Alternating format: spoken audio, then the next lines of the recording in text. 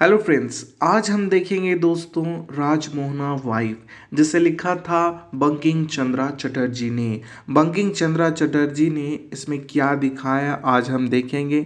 पर ये नोवेल काफ़ी खास है दोस्तों, इसलिए है क्योंकि ये पहली नोवेल थी जो कि हिंदी इंडियंस की थी और वो इंग्लिश में पब्लिश हुई थी 1864 में। और इसे पब्लिश करने वाले मैगज़ीन का नाम था इंडियन फील्ड मैगज़ीन। इसमें रिच क्लास ब्राह्मण्स मेल्स की कहानी दिखाई गई है और इस स्टोरी की जगह जो चुनी गई है वो राधागंज है।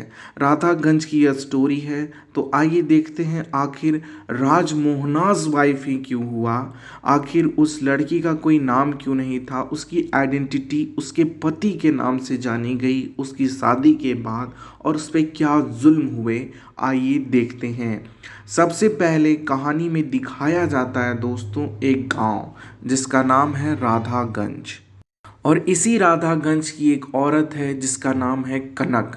अब ये जो कनक है वो अपने गृहिणी में व्यस्त रहती है, तो वो अपने फ्रेंड जिसका नाम है मतांगिनी उसके पास जाती है। और ये मतांगिनी जो है यही है दोस्तों हमारी हीरोइन, जो कि राजमोहनाज वाइफ के नाम से जानी जाती है।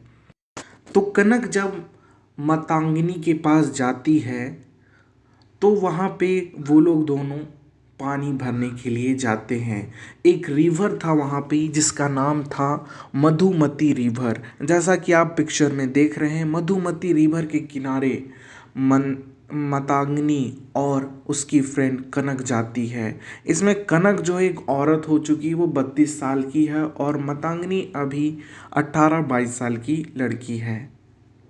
अब मतांगनी जो होती है वो जब रास्ते से आ रही होती है और कनक, तो मतांगनी बताती है कि मेरा पति जो है मुझ पर बहुत जुल्म ढाता है और वैसे वैसे करता है। उसके बाद मतांगनी अपने घर जब पहुंचती है तो उसका पति राजमोहन उसके साथ बहुत जाति करता, उसे मारता और वो बैठकर रोने लगती है। अब कहानी में कुछ और कैरेक्टर्स आते हैं, जैसे कि हैं दोस्तों बंशी बदन घोष। अब बंशी बदन घोष जो है दोस्तों वो एक जमींदार के यहाँ काम किया करता था।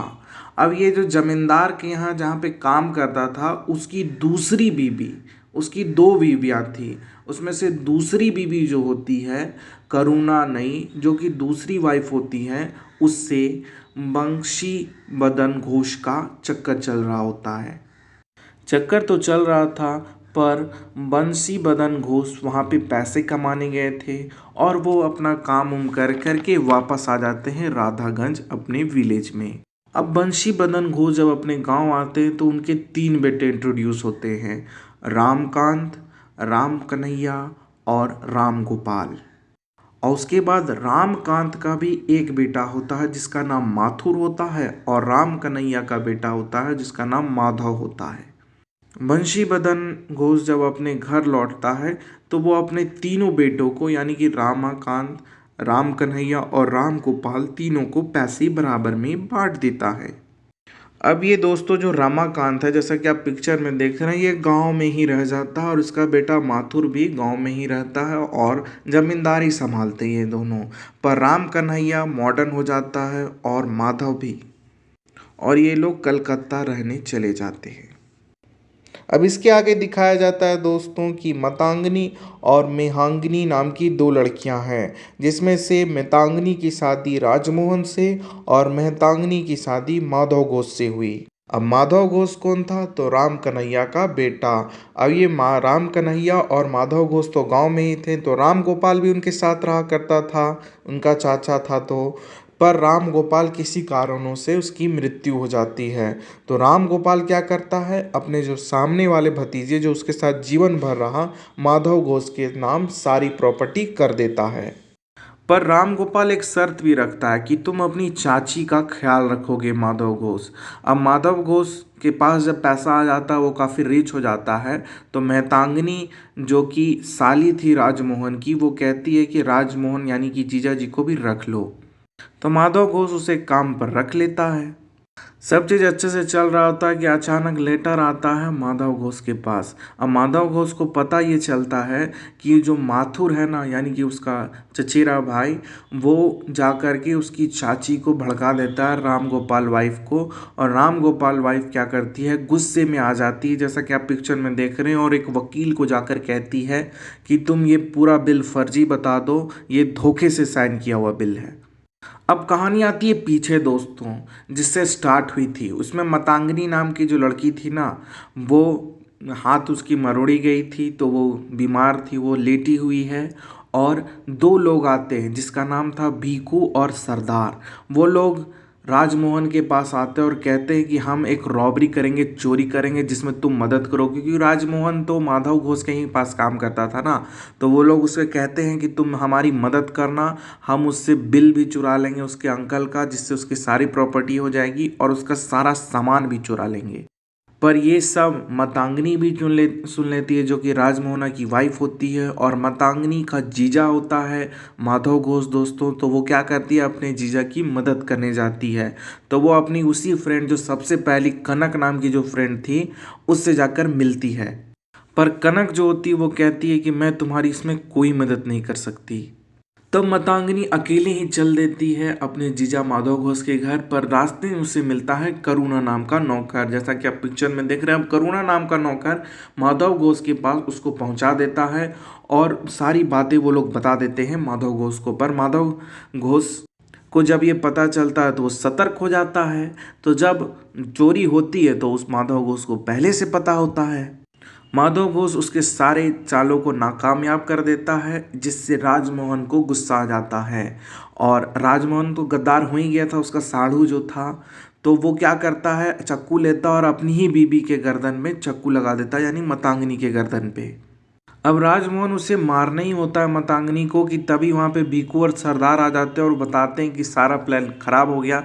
पर सरदार पूछता है, तुम मतंगिनी को फिर क्यों मार रहे हो, हमारा प्लान ना खराब हुआ है। तब तक मतंगिनी किसी तरह छुड़ाकर वो भाग जाती है, कहाँ पे, कनक के पास। और उसके भागते ही वहाँ पे आ जाती है सुगी मदर, जो कि राजमोहन के ही घर में रहा करती थी।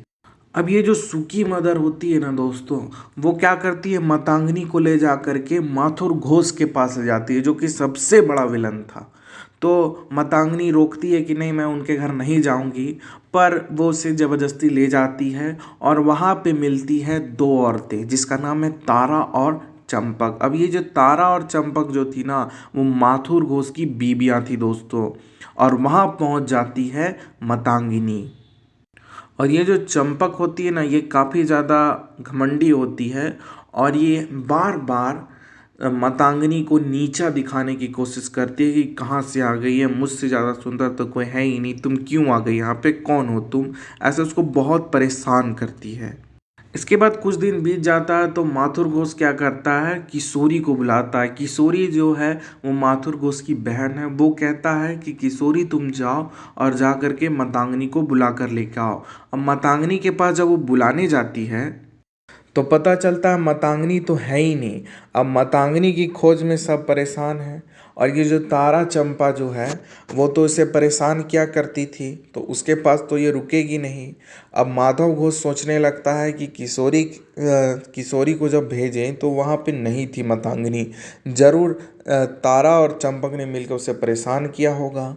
तो वो अपनी बहन को कहता है, किशोरी को, कि तुम एक काम करो, तुम माधव घोष के पास जाओ, क्योंकि वो उसका जीजा है, तो वो वहीं पे मिलेगी। अब किशोरी क्या करती है, वो जाती है माधव घोष के पास, और माधव घोष के पास जाती है तो भी वहाँ पे वो मतंगिनी नहीं मिलती है।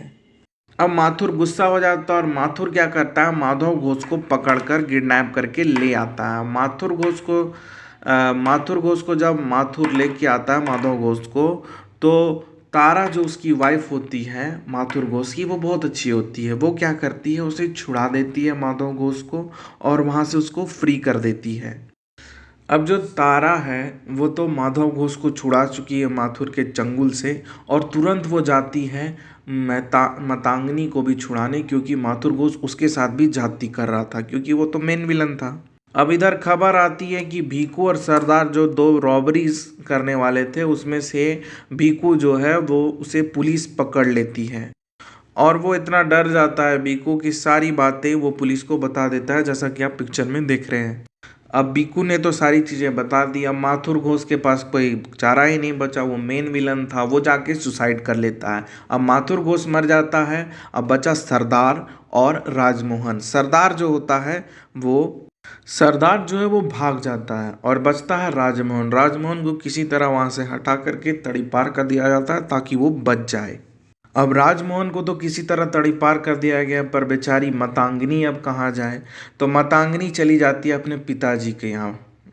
अब पिताजी के यहाँ जब चली जाती है तो माधव घोष अभी भी अच्छाई दिखाकर उसे पैसे भेजा करता था ताकि मतांगनी अच्छे से रहे और वो अपने पिता के घर में सिक्योर रहे। और इसके बाद मतांगनी जो होती है वो घुटने लगती है और घुट घुट के किसी तरह मर जाती है। अब मतांगनी तो चली गई और राजमोहन तो तड़ीपार हो गया पुलिस से बचने के लिए। और ये जो स्टोरी है नोवेल का एंडिंग आ जाता है। तो नोवेल में दोस्तों क्या दिखाया गया कि किस तरह एक षड्यंत्र रच करके यानी स्कैंडल रच करके राजमोहन, बीकू और सरदार ये तीनों इस षड्यंत्र में शामिल थे जिसे रचा था माथुर घोष ने, जो कि अंतिम में सुसाइड कर लेता है और अंत में अच्छाई की ही जीत होती है, यानी कि माधव घोष की जीत होती है। आपको मेरी ये एक्सप्लेनेशन कैसी लगी हमें कमेंट सेक्शन में बताएं और आपने मुझे सुना इसके लिए धन्यवाद। और प्लीज़ दोस्तों लाइक शेयर और सब्सक्राइब करना ना भूलें। मैं आपसे मिलूँगा नेक्स्ट स्टोरी में, तब तक के लिए bye bye. Have a nice day दोस्तों और जय हिंद।